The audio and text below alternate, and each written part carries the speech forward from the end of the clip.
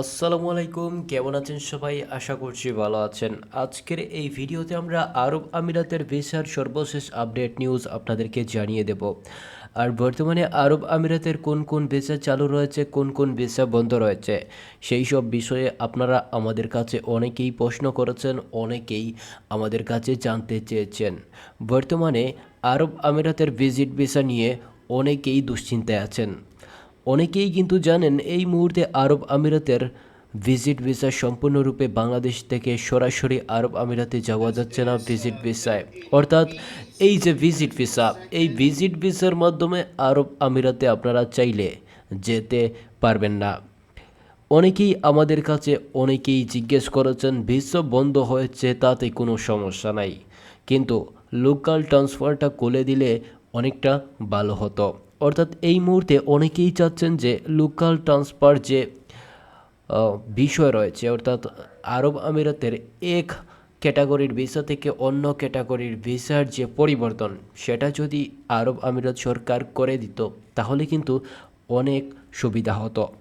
বিশেষ করে এই মুহূর্তে আমাদের কাছে একজন প্রশ্ন করেছেন আরব আমিরাতের গড়ের ভিসা কি চালু রয়েছে। হ্যাঁ, বর্তমানে আরব আমিরাতের গড়ের ভিসা চালু রয়েছে। তবে আপনারা কিভাবে আরব আমিরাতের গড়ের ভিসায় যাবেন সেটা তো আগে জানতে হবে, বুঝতে হবে, তারপর আরব আমিরাতের গড়ের ভিসা অর্থাৎ কাজের ভিসা, যে পার্সোনাল যে ভিসা বলা হয়, সেই ভিসায় তো আরব আমিরাতে যেতে পারবেন। কিন্তু এখানেও কিছু গুরুত্বপূর্ণ বিষয় আপনাদেরকে অবশ্যই জানতে হবে।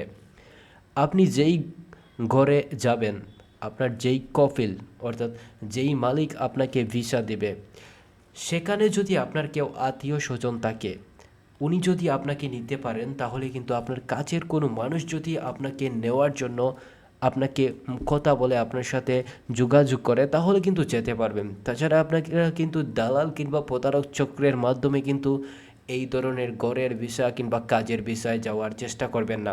কারণ এই মুহূর্তে ইতিমধ্যে কিন্তু অনেকের কাছ থেকে এই দালাল চক্ররা টাকা হাতিয়ে নিচ্ছে, তাই সাবধান হয়ে যাবেন।